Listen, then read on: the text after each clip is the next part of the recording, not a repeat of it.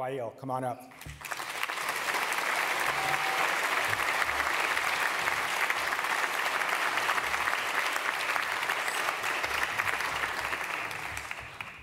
Hi, everyone.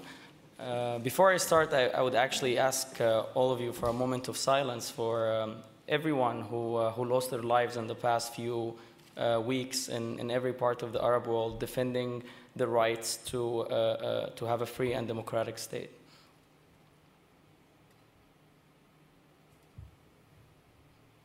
Thank you. I'm not a good public speaker.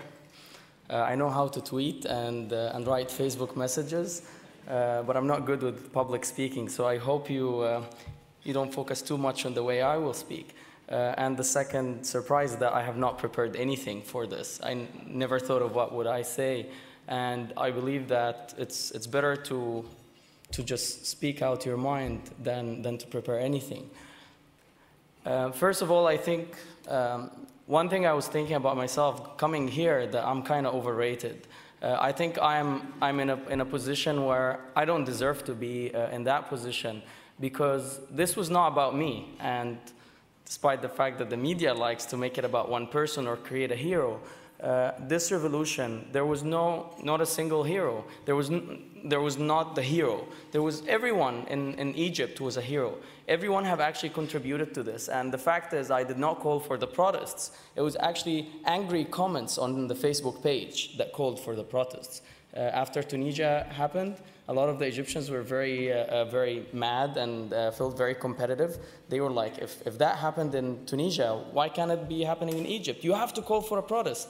All what I did was very simple. It was create a new event, write revolution, put 25th of January, and publish. And that's basically my contribution to this revolution.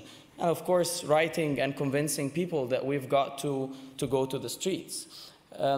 Today, I'm a proud Arab. I'm a proud Muslim. I'm a proud Egyptian, because I felt very bad in the past few years seeing the image of us being, in the whole Western world, being associated with all sort of terrorism, all the troublemaking guys. And I think today the Egyptians have proved to the world, and the Arabs as well, that we're just like everyone else. We're like we are one of you. We're looking forward to a free life. We were not happy with our dictators. In fact, we're super pissed off.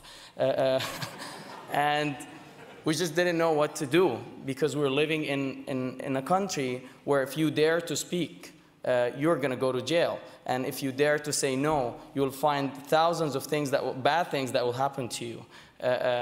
Randomly selection in airports is not one of them. They actually capture you and put you in jail right away. So I think what happened in Egypt and what happened in Tunisia, what's happening in Yemen, Bahrain, Syria, is just a wake-up call, the nice way to say it. I say it in other places, a slap on the face of the international community. All these politicians that thought stability is more important than democracy, and that interests are much more important than values, and that we let them have problems as far as the region is stable, let them live in misery.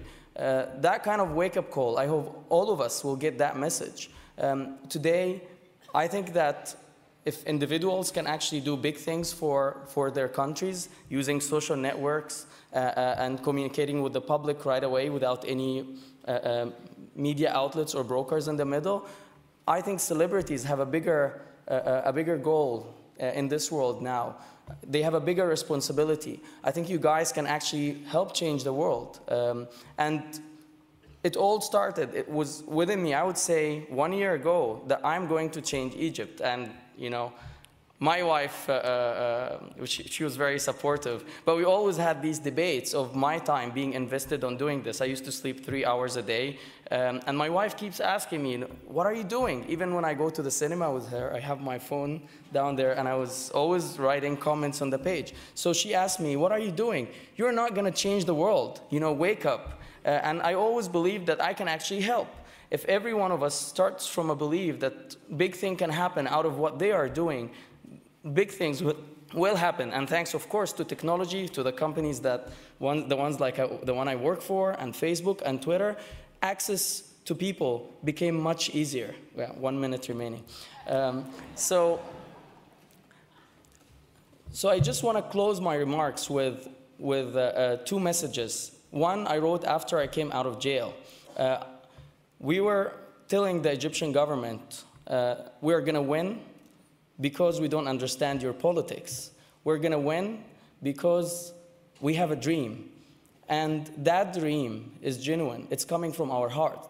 We're going to win because our tears come from, not from our eyes, actually came from our heart. We're going to win because you're not going to be willing to defend your nightmare, and we're willing to die for our dream.